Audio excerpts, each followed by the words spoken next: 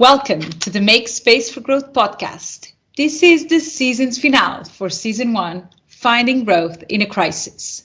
Before I jump into it, let me introduce myself. My name is Sara Vicente Barreto, and I'm your host. I'm a corporate strategist, problem solver, social entrepreneur, writer, mom of two, and passionate for growth, at home, in business, or in my community. For Season 1, I have asked amazing women leaders around the world to join me for a fireside chat about how they have dealt with lockdown and the COVID-19 crisis. We spend some time learning about their businesses and inevitably talk about how they have coped or not with the crisis, both in business and in their homes.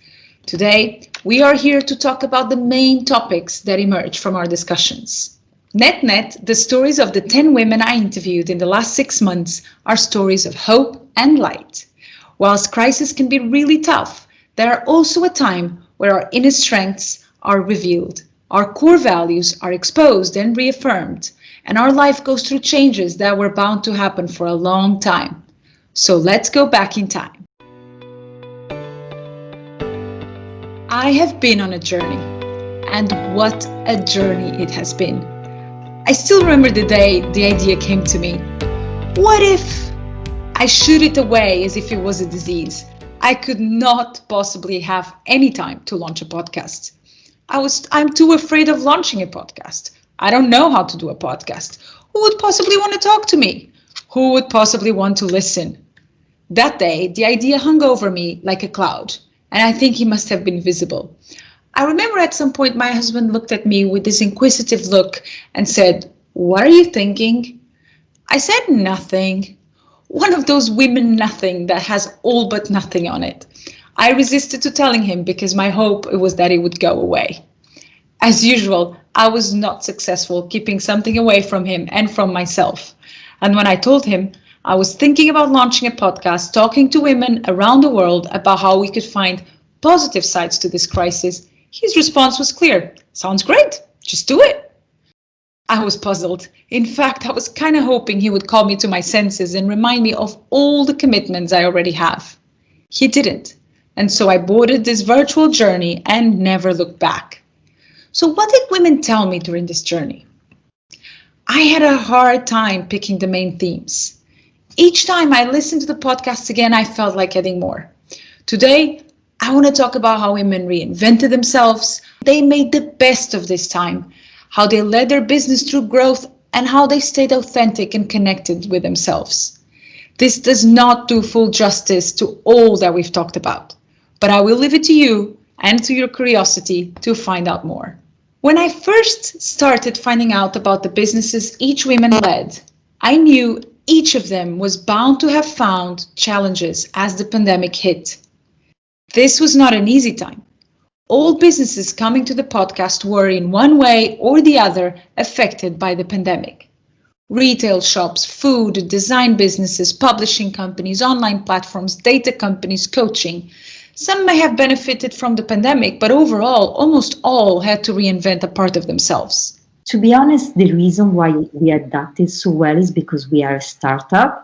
So for us, adapting is just our own nature. I don't think we want to do anything different. We just want to keep doing that, adapting to the situation and changing, seeing the opportunity even in the difficult situation that we see. I think as we grew a bit bigger, I realized my team wasn't so ready. I mean, I'm the entrepreneur, so for me, it's really my own mindset to be so adaptable. So as soon as this started, we had a Zoom call with the entire team, and we tried to really remotivate them to that type of mindset. So it was an opportunity even in that sense. So probably what I'm to not have again is that type of situation when I realize that people have lost some of characteristics they had in the early days of the startup. Filipa was forced to close the wing shops early on and put everyone on furlough. She put contracts on hold and suspended rent. She felt responsible not only for her team, but also for her franchisees, who turned to her for direction. Moreover, she knew that she had to reinvent the practices very quickly so she would be able to be ready to reopen. The management team spent the time figuring out how the new normal was going to be in beauty services. While she really struggled in the beginning of the pandemic and some tears were involved, she snapped herself out of it and found a strength she did not know she had. As for Martina, adapting is in her nature. While she was lucky she had just received the stock from China for her main product, the Mutable, she was left without the ability to develop the new product she was about to launch, the Wall. The usual process would involve sending her designers to China, where they would work very hands-on with a production company. As that was no longer possible, she had to find alternatives. At the same time, her customers were desperately looking for advice on how to entertain their children. No wonder!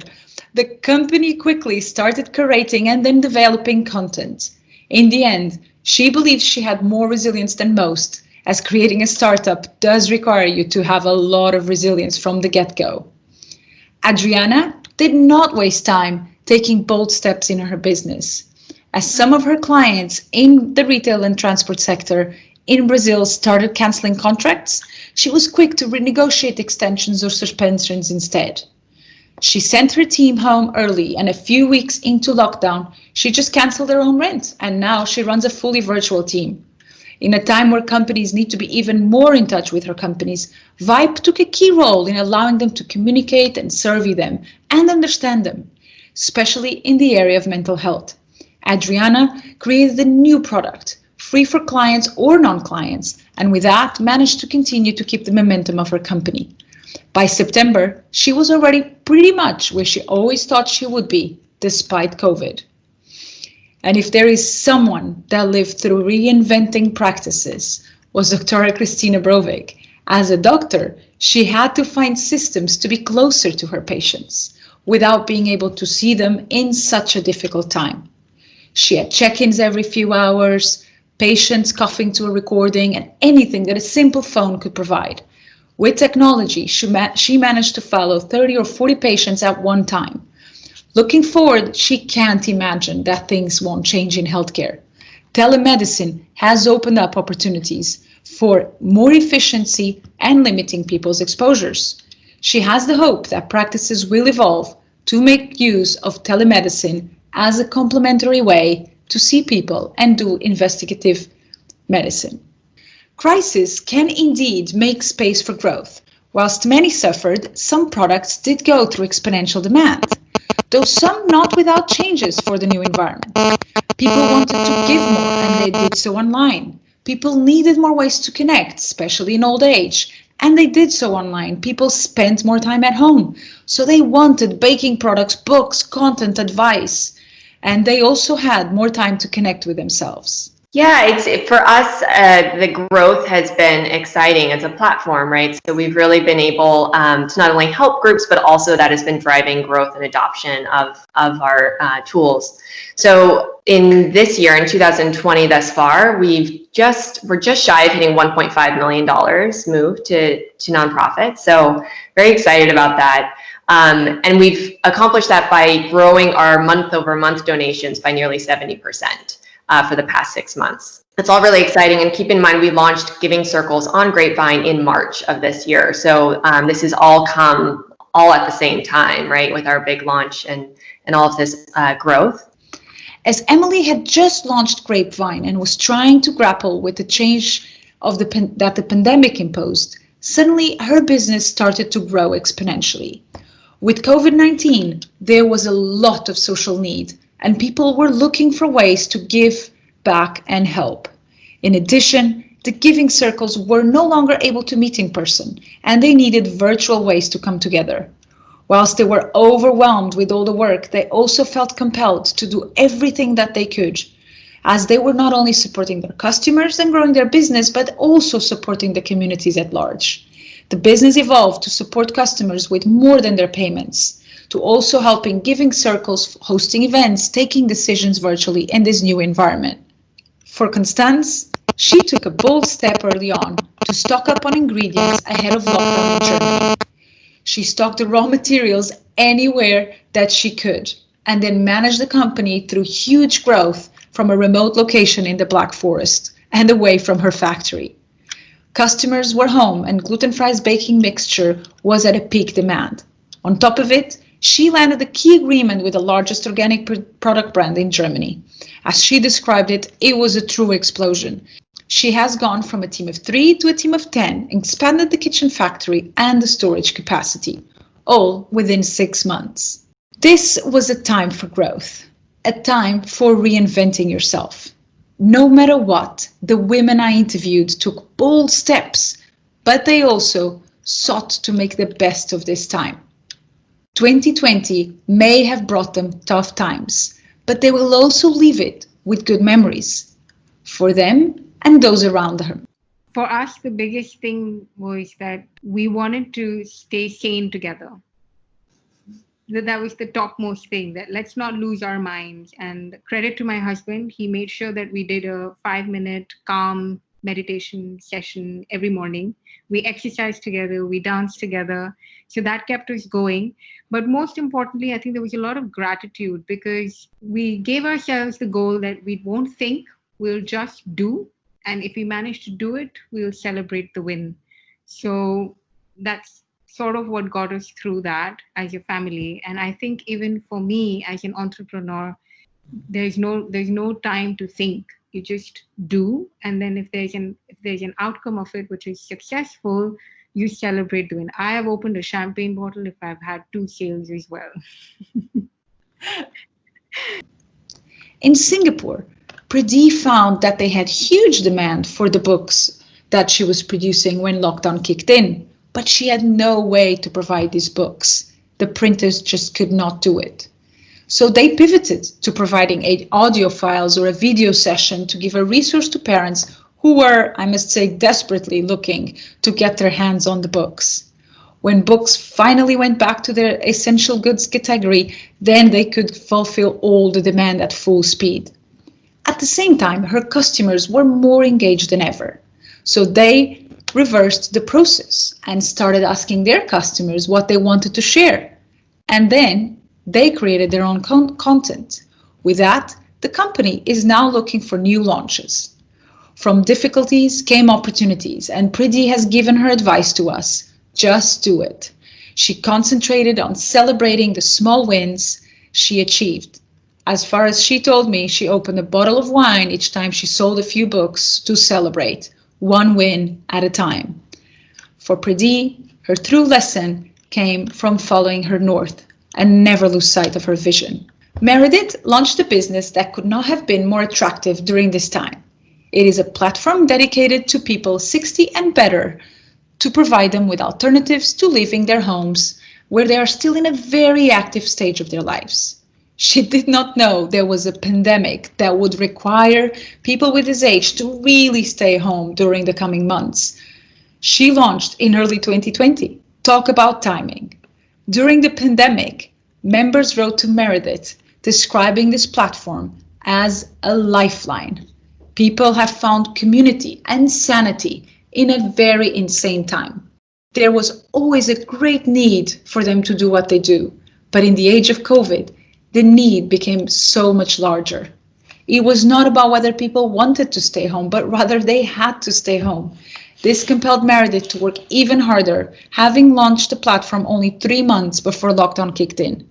Living in her childhood home, she made the best of her 7 days a week startup working style and sought to build her memories with her daughter.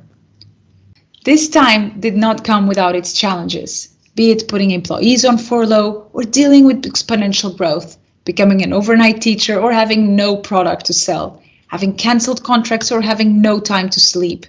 These women have been leaders through the crisis, leaders in the way they deal with their businesses, their homes, and themselves. Everyday leaders. The pandemic for me was a lot of high highs and low lows, like really low lows. So I'm there with the weight gain and the frustration and the oh my God, is the world coming to an end? And then I finally get to a point where I feel like I'm doing a lot of the mental work with myself, and I'm like, you know what, you just need to take control of your life. And yes, the pandemic is happening, but let's focus on the things that we should be grateful for. Let's focus on the things that we can control. Then I lost 30 pounds. I started boxing, working out, eating well, trying to get my mind, right, focusing on the aspects of my business that I could control within the pandemic, focusing on giving back and helping other people, get through different aspects that they were confused about. Because I feel like when you help other people, it kind of helps you to get through stuff. One thing that struck me in all my chats was the honesty and authenticity people brought into the conversation.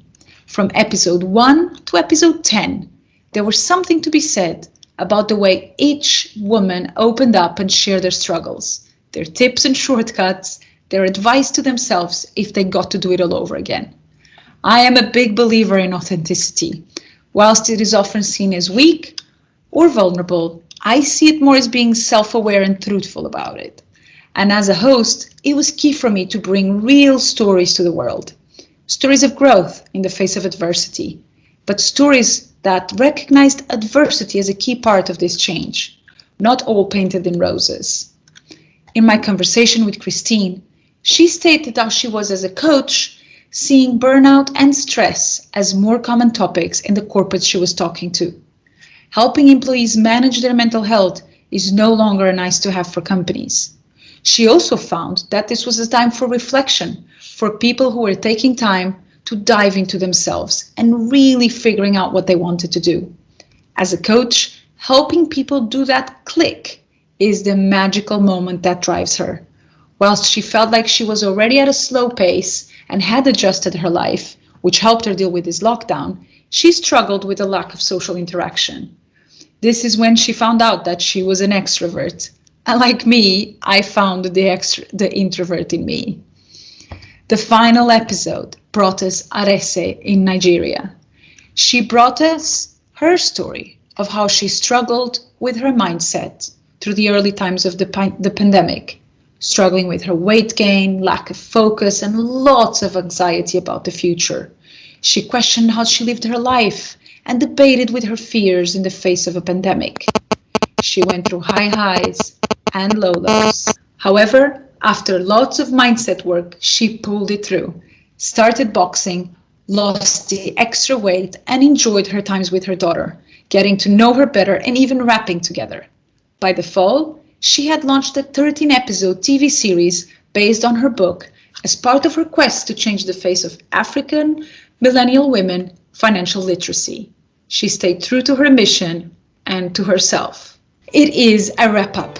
Thank you for being part of Season 1 of the Make Space for Growth podcast. It has been such a great experience to put this together for you.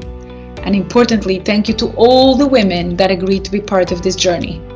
Share this episode, binge listen, and let me know what you've enjoyed the most, what you've learned from it, how you've grown. This is not goodbye. I will see you in 2021 because I get to do this.